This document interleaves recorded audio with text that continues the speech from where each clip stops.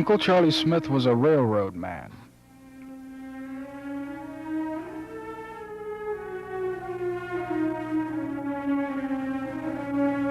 For more than 50 years, he was a railroad man.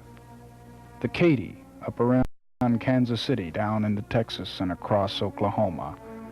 Charlie loved the railroad, and perhaps that was why he volunteered to continue his railroading without pay after his official retirement from the Katy.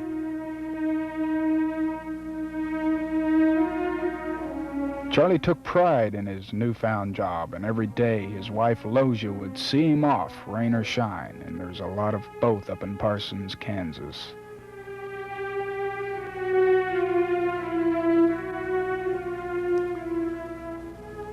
There are a lot of children up in Parsons, too, and that was the part Charlie liked best.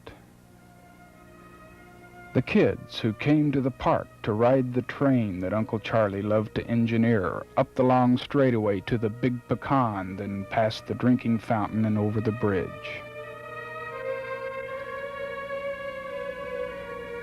There was a station there, too, that Charlie told me was built on a Saturday by doctors and lawyers and laboring men.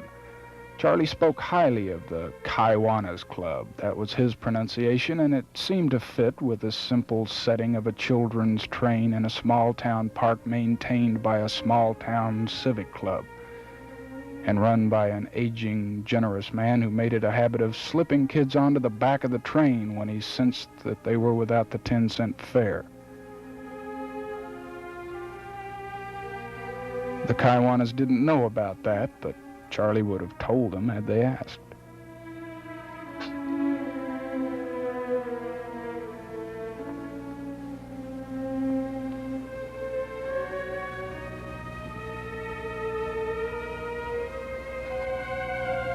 Charlie was strong for a man of 80. Together we pushed the train from its garage that day. It wouldn't run, some problem with the flywheel, but Uncle Charlie wanted to show it to us, and we wanted to see it. And no sooner than it was out in the open, the children started gathering around its sad and injured cab. They rang the bell, and Charlie began to conjure up a ride up the long imagined straightaway to the Big Pecan, then past the drinking fountain they flew, and over the bridge on Uncle Charlie's last and greatest run.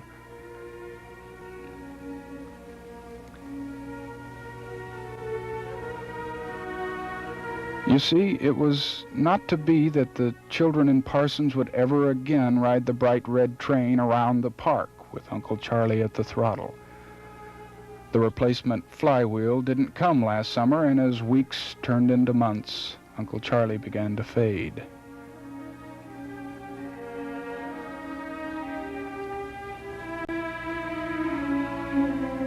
And perhaps that's why, although we'll never know for sure, that Uncle Charlie Smith picked last Saturday to pass away.